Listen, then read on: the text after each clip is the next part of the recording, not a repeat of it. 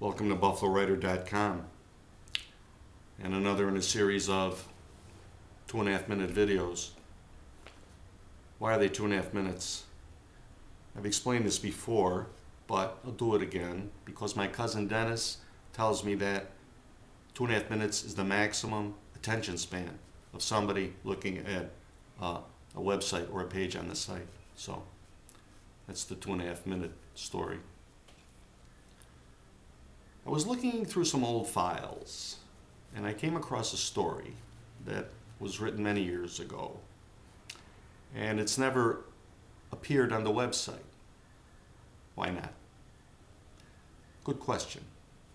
And I think the answer is because the person I wrote the story about is no longer my friend. That could have something to do with it. But I was rereading the story for the first time in many years, and I really like it. I think it's worthy of being posted on the site, so it's on the site, on the writings page. The writings page. Mary is a painter, and a good painter. In fact, she's a fantastic painter. And we used to get together to go to Canner's Deli in Los Angeles, split a Reuben, talk about this, that, and the other.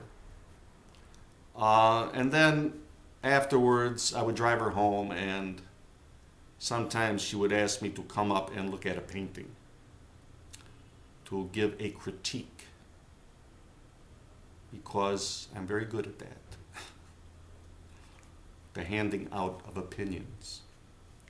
So I'm going to read an excerpt from the story that describes one of these occasions.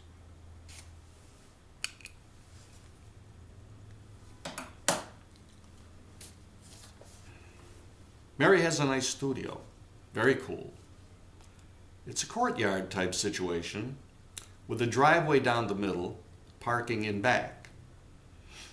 You enter via a small room, a study. There are books, paintings, memorabilia, souvenirs, and artifacts gathered during her travels. The room has a thoughtful quality to it that is satisfying. It's philosophic.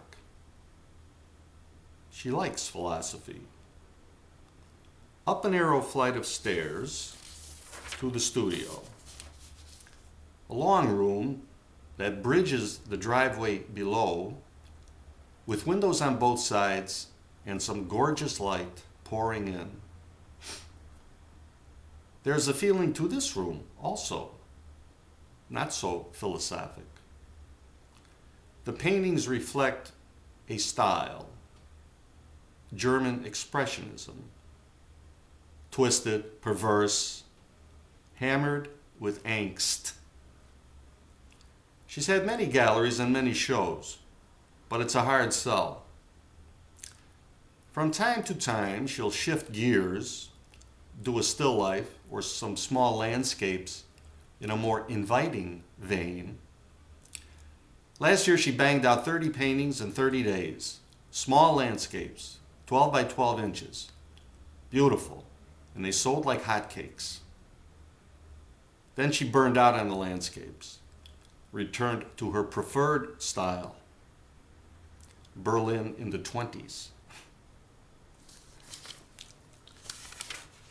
And that's what I'm looking at now, a masterpiece of psychosis. It's a large canvas, 60 by 72 inches. Two people fucking. You could say two people fucking, or you could say hideous creatures engaged in mortal combat. It could go either way. There's a green creature and a red creature. The green creature is on top, looking sideways at the viewer in a disturbed way. They fornicate in this creepy landscape. A poisonous yellow sky above with a tree below bearing some sort of nuclear fruit. And here is a low wall of stone she's managed to paint in an evil way. The colors are wild, amazing. She has a way of cooking up these complements: red, green, blue, orange, purple, yellow, to startling effect. It's an attitude. Picasso was the same. Picasso said, "I put into my paintings the colors I like, and I leave it for the colors to get along with each other." We stand there studying the painting. Two vile creatures with repellent skin tone banging amidst a piteous landscape. I say, I like it. That's the excerpt. I hope you liked it enough to read the entire story. And before I forget, I don't know how to operate this thing. It's back to zero. All right, I think it's under 2.5 minutes, so I don't have to take any heat from Dennis, okay? So I'm going to do 2 videos a month instead of 1, on the 1st and the 15th. So thank you for watching. I'll see you in a couple of weeks. That's it.